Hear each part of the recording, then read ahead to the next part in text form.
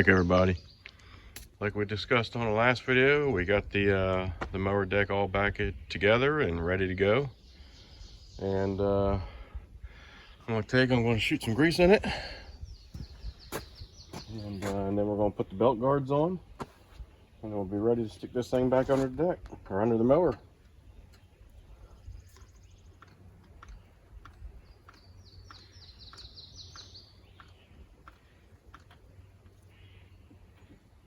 There we go. When I load my grease gun, I load it and I leave the rod out. You know, I see a lot of people push the rod back in. And then when you go to change the cartridge, you pull the rod out and this thing's coated with grease. Well, that doesn't happen when I do it this way. A man at work, old guy, taught me that little trick, because I would take and load the cartridge up and shove the rod in, and he'd fuss about it, and he told me why. He does it the way he does it. So I've been doing it that way ever since. The rod stays clean, and the other reason is that as you use the grease, this rod goes in. So you have an idea on how low you're getting on your grease. It's an indicator. If you shove the rod in, you don't know until you run out, and then you're like in a bad position. Now you gotta go, if you're 150 feet on an elevator and you don't have another tube of grease with you, guess what? You gotta go all the way down 150 feet, grab another one, climb all the way back up 150 feet. So that's what I do with my grease guns when I load them up. I leave the rod out for two reasons. It doesn't get all covered up with grease, and two, it's an indicator. Let me know when I'm getting ready to run out. Just a little tip for you guys. Got a lot of things I want to try to get done today. Get the grass cut, get some spraying done. I want to try to get one of those GoPros. I almost got one when I was down at the campground. And there's a guy down there that everybody calls the electronics guy, because during holidays he has a sale on pretty much anything you think of. He had like 2 or 3 of the generic GoPros and 1 of the GoPro 8s, which is old now because there's all up to like GoPro 12 or something now. And I tried to talk him down into an area that I thought would be, for me, justifiable, because right now I don't think it's justifiable for me to spend a certain amount of money on something, because I'm just getting started on the channel, you know what I mean? I've only been going for a few months. About 6 months now, I guess.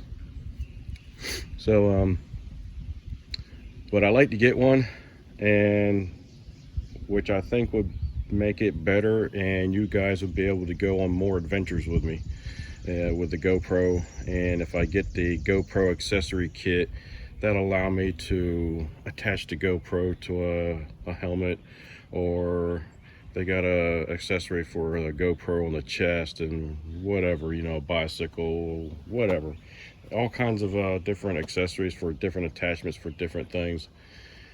And I'd like to eventually get that, and be able to take you guys on more adventures with me. Like today, when I do all this spraying and weed eating and cutting grass, you know, maybe I can do a few clips on something like that, but I've got to hold it and be able to operate the machinery at the same time. So most likely you guys won't be able to go with me. So I'd like to eventually get myself set up to where I can do that. So these covers, there's usually like 1 or maybe 2 screws. Like that one there was only 1 screw. 1 screw holds this whole entire thing in, right? And I'll show you why with this one over here. Right, that 1 screw. And the reason why you're able to do that is you see these little, what I'm going to call a keyhole slot. They match up with these little pieces here. So you basically drop it into the hole, and once you got it dropped in the hole, you take and you slide it back. When you slide it back, let me set you down. Having difficulty with one hand.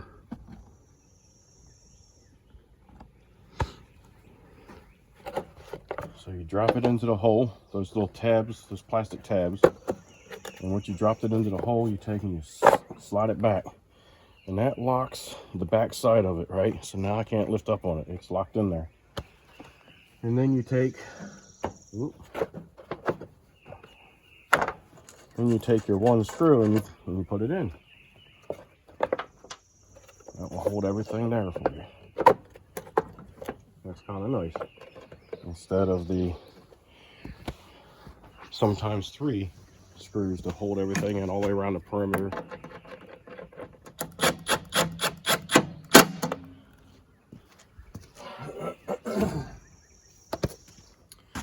All right, so this thing is back together. My belt routing is routed properly. All the pulleys are in good shape, in good condition. The only thing I haven't checked is the blades. Well, I'm going to assume they're probably dull. So maybe I can touch them up a bit. For the man, we've greased everything up that can be greased up on this deck. And let's go ahead and flip this thing over just to see what the blades look like. All right, so yeah, they're pretty dull. They're starting to get worn on the edges too. They're getting pretty thin. Got some stuff wound up in here. That'll eventually work its way out. I'm gonna zip them off and at least put an edge on for the man. I think we'll be fine with the blades touching them up, but he'll definitely have to get new ones for next year. There is no ifs, ands, or buts on that. So, but I think we can skim by this year with just sharpening them. That'll save them a little bit of money for this year, and maybe be able to get some new blades next year. Found an 18, nice thick wall to it. Had to reduce it down. Hopefully these things come off. The one thing I did invest in though when I was down there is he had microphones for doing video. So the receiver plugs into your phone, and it's all Bluetooth and communicates back and forth with the mics, and you install the mic to yourself. And I think it had a 100-foot range, and that's way more than I'd ever need. I mean, heck, that's like way past that Ford Ranger over there. So I wouldn't need to be that far away and talk at the same time. So I keep forgetting to use them.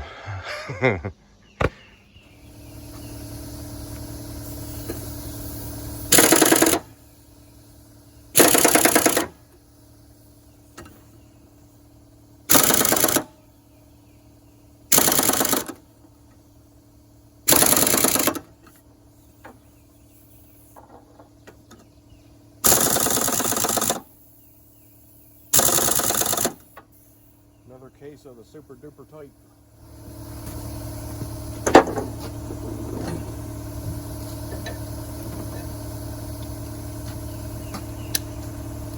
Hopefully I won't break my reducer off. It's the only 18 I've got.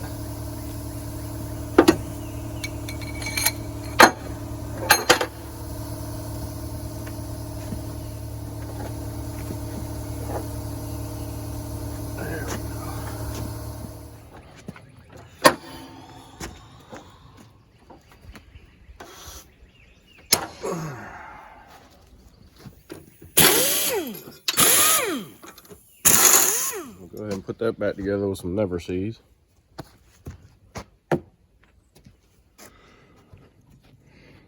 All right, down to my last blade. I got this one edge to do, but you can see how fat and blunt that is. And that's what it's going to look like when I'm done.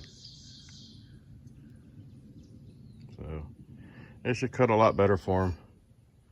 The edges aren't the best, but they should get them by this year.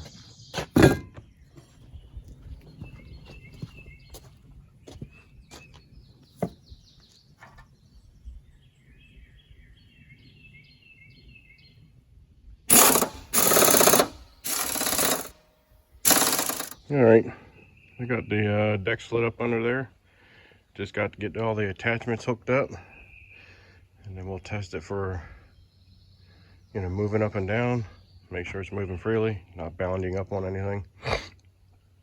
And then we'll give it for a test run. Let me take you with me.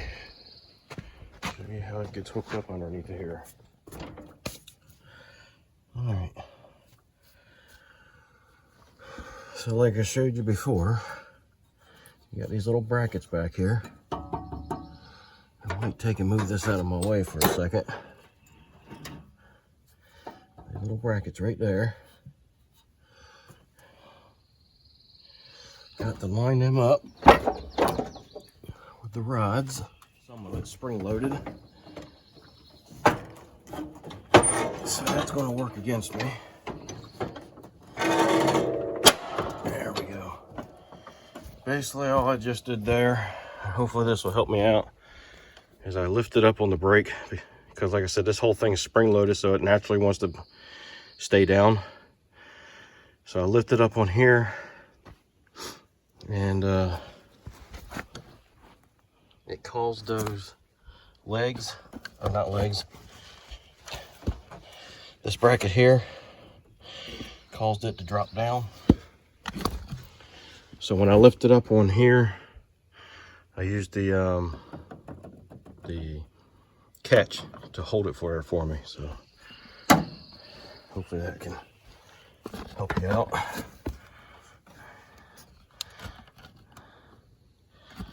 All right. Let me go on the other side and make sure that one's kind of in its place.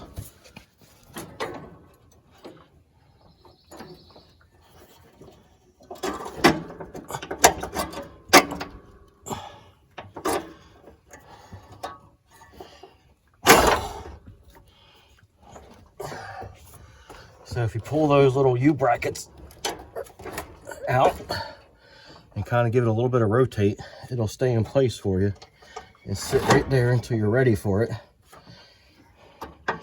And you drop it down.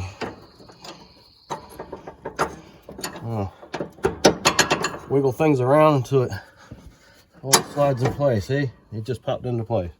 But you got to get it to go through all the way through. There we go. Now it's all the way through and sticking out the other side. So this lift arm is latched into place now. Now we go to the other side.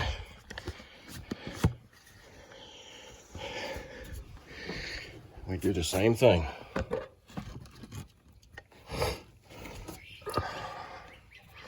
Turn you a little bit. You see how this little latch here is pulled out and lifted up a little bit. Move the deck around until I get everything to line up.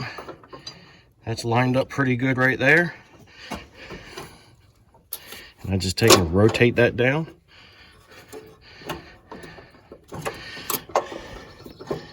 Kind of right through. It's got to go straight in. All right. Now it's sticking out the other side. Now this lift arm is attached now.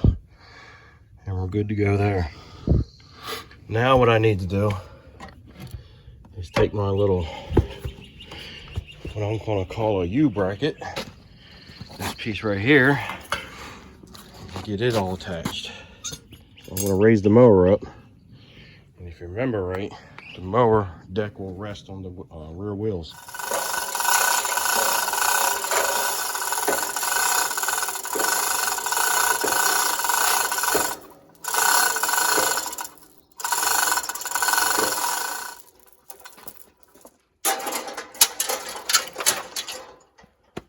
So let's see if we can get this up there. And these little tabs here, they go one in this hole and one in that hole. And then the bottom of it goes into this hook area of the deck right there.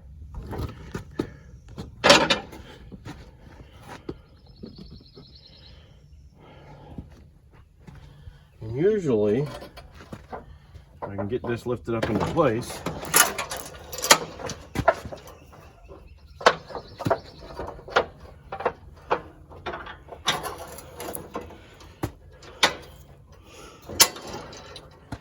just like that, the deck is in. And I found it's easier to do it that way than it is to try and hold that corner up to get with one hand and try to get it latched on the back side. What I'm talking about now is back here, the first latches we did. You know, trying to hold one corner of the deck up to get all that lined up, and then go around to the other side and hold one side of the deck up with one hand and try to get that latch into place with the other hand. You know, I can just do one thing at a time, let my equipment do the work for me, and then I would fight with the front of it, trying to hold it up enough to get this to line up with the hole. I quit all that mess. Now I do what I just did here. I can put this bracket into place and just raise up on my deck with my whole body, not just one little arm and hand. I use my whole body and lift up on this thing, and, you know, use my body to get this in place. And you see how easy and quickly that went. Before I'd fight with it. So let's get our cotter pins in. I think what I'm going to do instead of using cotter pins, I'm going to use these hairpins. Just a packet that I got from Harbor Freight. These things are pretty decent. Usually they're so tough to get to spread open that sometimes I have to spread them open just a little bit just to get them to spread open enough to pop over the piece. So that's how tough they are. And they work really good.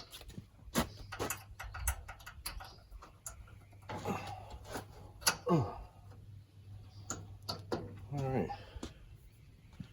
So we are good to go there. All right. So the deck is back into place. Right there. And these pieces are worn out a little bit, so eventually he's going to have to get those, because they're worn out so bad you can see how much of a gap is left here because of how much they're worn. So he's eventually going to need it. That's latched into place. And this tire, I have sprayed it, and I don't see any foam. So I'm not sure where it's leaking from, if it is leaking. And the other thing I noticed, because this one is a 15 by 650 by 8, and I believe this one is a 16 by 650 by 8. So somebody put the wrong tire on. This is the newer tire. That's the original tire, so it should have a 16 instead of a 15. But it's up to him what he wants to do. I'll let him know about it. We'll take a look at this battery too. When I tried to start it up earlier, it was sometimes it would click, sometimes it would crank over. Then it would click some more and crank over some more. But it finally started. I don't think it's a battery issue. I think it's a connection issue. Because if it was a battery issue, it wouldn't have cranked over for as long as it did without dying. So we have lots of corrosion here, so minimal connection to the battery. Lots of corrosion there, so that's minimal connection to the battery. So that little bit of a connection to the battery can kind of give you a false sense that you have a bad battery. So we're going to clean everything up real good. We are going to test the battery. I know this is a little more than what he asked me to do, but if I can't get it started to test it, I've got to do something to it, whether the customer asked for it or not. Because I don't let anything go without testing it. And I don't like working on things.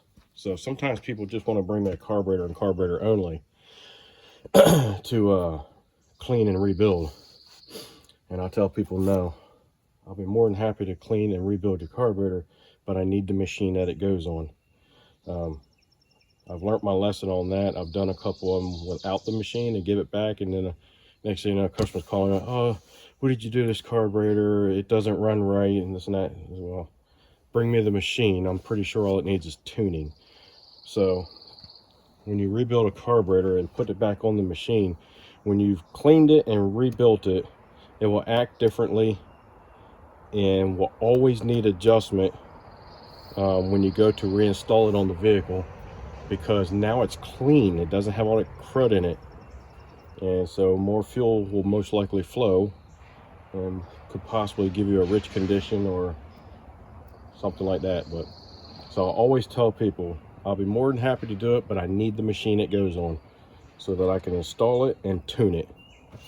Most importantly, being able to tune it, so that way the customer has a trouble-free experience. So let me clean up these battery terminals and battery cables. I just usually scrape it down on these flat terminals like this with a knife is all I normally do. Let's go ahead and scrape the cable, get it shined up, get all that corrosion off of there. Sometimes what you might think is a battery issue might not be the battery at all. It might just be the cables or just a bad connection. I'm going to test this battery anyway. Just another little service to offer to hopefully give someone a peace of mind that they'll have a trouble-free summer lawn season experience as much as possible. We all know anything can happen at any given time. I will also put some dielectric grease on here to help prevent corrosion in the future. Making sure that all this stuff is clean isn't just for making sure that it can start. And they need to be clean also to make sure that it will charge the battery, because it does go back through the same system. So if your wires are dirty and your battery's dirty, you're not going to get a good charge either. And that can give you a false sense sometimes. If you keep having to charge your battery, you might think that it's the alternator underneath the flywheel. And all out reality, it might just be that the cables or battery terminals are just dirty, not able to accept the charge. It creates a corrosion barrier. That barrier will prevent it from charging and being able to send out the current to the starter. So we've got all this cleaned up. I'm going to do a test on it just before I hook the battery cables back up. This is just a little battery tester that I got on Amazon. It's nothing fancy, just some cables, length of cable there. It does fine. I've tested it against my multimeter and my charger and stuff like that, so I think it does a good job. I think it gives me accurate results. So you guys aren't gonna be able to see this data on here probably, but there's the questions that I ask you, and you just scroll down until you get to what you want. And this is, I want, since it's not hooked up, I'm going to use out of the vehicle. I'm going to hit enter. And this is a traditional battery, so it's a regular flooded battery. So I'm going to press enter. And let's see here. And we're going to use cold cranking amps, which it's already set for. So I'm going to press enter. And I'm going to move up and down, in this case up, until I get to 300 amps. Because that's what that battery is for. 300 cold cranking amps. And there we go. And then I'm going to hit enter. And it should start testing. This thing was not expensive. So it's telling me that it's 12% healthy. It is charged 91%, but it has an internal resistance of 27.9, and it recommends that I replace it. Most likely because the cranking amps are low and the internal resistance is really high. So, but what I'm going to also do is after I get done testing it, if it'll start, is I might put it on a charger and see if we can't get it to come up with a better performance here. There's some tricks that can help you slough off some of the buildup on the inside of a battery, and that buildup inside the battery is what causes your resistance. Let's see if we can get this thing started. If so, I'm gonna run it around and cut some grass with it, see how it performs. I'll bring you back in a little bit. All right, guys, I forgot about my PTO belt.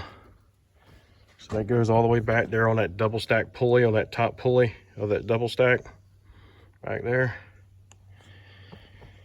And then you take and you release your arm here, and that gives you the room that you need to install this belt. Now I got all this slack here, so now it went on real nice and easy. And then when I tighten this back up, there we go. Starting to feel the resistance. We're starting to pull that belt tight. And now it's spring loaded and we're good to go. So that belt's in place. It's got a good proper tension on it. So don't forget to double check your stuff. So if you forget a little something like that, you'll remember to put it on before firing something up. The charging system puts out 14.27 volts, so the charging system does work.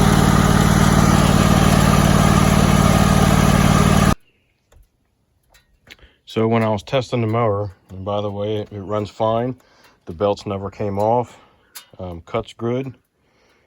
Could use some new blades though, but it ran perfect. The only problem that I noticed was there was some, I think, a little more vibration in the mower than I think there should be, and I'm pretty sure I know the reason why.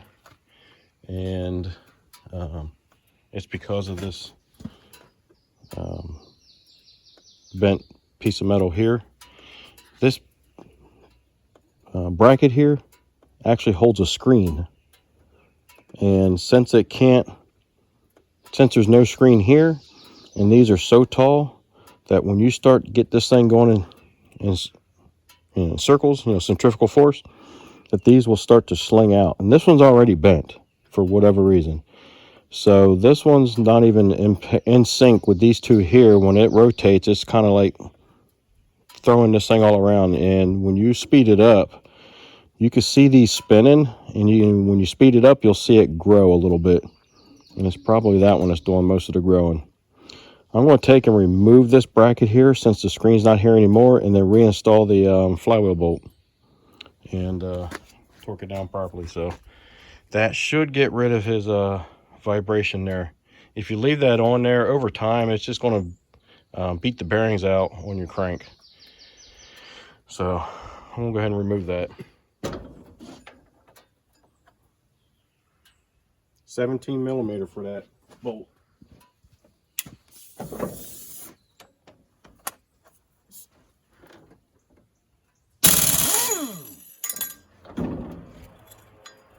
When you're doing these flywheel bolts, it's okay to take them off with an impact, but don't put them on with an impact. I've actually had to replace flywheels and or glue the magnets back on because of that. Always put your flywheel bolt or nut back on with a torque wrench. And it looks like there's plenty of room to run this down without it bottoming out. So I'm not going to worry about putting another washer underneath of it. I might look up the specs on that, but it's probably right around 50-ish. And we'll get that torque back down.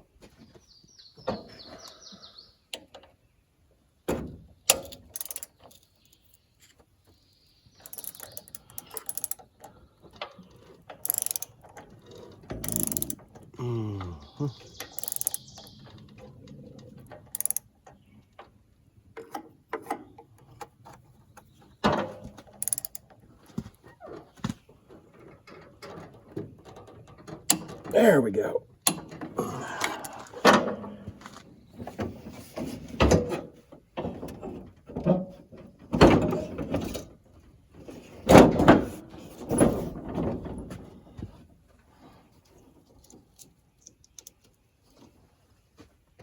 All right, let's check that out, see if the vibration went away. Hopefully it did. Get you back here in the shade.